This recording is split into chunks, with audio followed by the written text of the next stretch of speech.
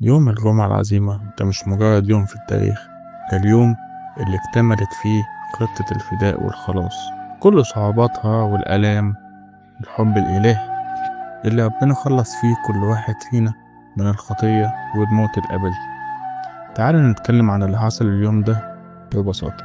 في أول يوم الكهنة ورجال الشعب كانوا مجتمعين قدام بيلاطس عشان يحاكموا يسوع، بالرغم من إن بيلاطس كان سامع عن يسوع قبل كده وكان شايف إن مفيش فيه علة واحدة أو أي جريمة تستدعي الموت، بس اليهود كانوا مركزين على إنهم يصلبوه ويقتلوه على أي سبب، فأمر بجلد الرب يسوع بس ما يموتش أو يتصلب. وبرضه فضل رؤساء الكهنة يضغطوا عليه كتير، وفي اللحظة دي بيلاطس غسل إيده وقال لهم الكلام ده عشان يبرأ نفسه من أي جرم، إني بريء من دم هذا البار. فالشعب قال له دمه علينا وعلى أولادنا. ده بيأكد إن رغم محاولات بيلاطس للتراجع كان الشعب مصر على تنفيذ الحكم وصلب الرب يسوع، واتصلب يسوع على جبل الجلجثة بين للسيف.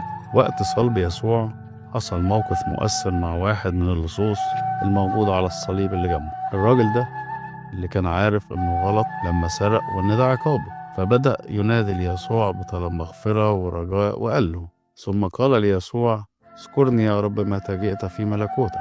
قال له يسوع الحق أقول لك اليوم تكون معي في الفردوس. وده بيوضح ان الرجاء والمغفرة متاحة لكل من يتوب ويؤمن. الراجل ده حصل على الوعد فعلا رغم انه كان متعلق على الصليب. وفي اللحظات الأخيرة ليسوع على الصليب رفع يسوع صوته وقال كلمته الأخيرة قد أكمل، ونكس رأسه وأسلم الروح. كلمة قد أكمل بتوضح إن المهمة اللي كان جاي عشان يكملها وهي تحقيق الفداء الكامل للبشرية تمت وأكملت، وبكده يكون تم الخلاص. وكمان لازم نعرف إن بيلاطس كتب على الصليب العنوان اللي بيحدد هوية يسوع واللي كان الناس بتقوله في الوقت ده، يسوع الناصري ملك اليهود. ده دليل إضافي إن الأحداث دي مش مجرد قصة وخلاص، إنما هي أحداث تاريخية موثقة في الكتاب المقدس. احنا بنتعلم من القصة ديت ان حتى رغم الصعوبات والخطايا الكثيرة لسه في امل وفي رحمة، وبنشوف ان يسوع مش مجرد شخص عادي، احنا بنشوفه مخلص وفادي وبنتعلم منه المحبة المطلقة. ده بنشوفه في كل آية من الآيات اللي قلناها. وعلشان كده مهما حصل ومهما حاولوا يغيروا الكلام، كانت الأدلة الكتابية والتاريخية بتأكد كل اللي حصل. كل كلمة وكل حرف محفوظين ومتوثقين زي ما ذكرنا في الآيات.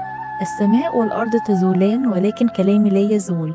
كده نكون مع بعض رتبنا أحداث الجمعة العظيمة وربطناها بآيات الإنجيل واللي بتبين لنا حب الله لينا والتزامه بأنه يخلص البشرية. القصة دي مش بس تاريخ، دي أعظم قصة حب في التاريخ، حب حتى الموت، موت الصليب.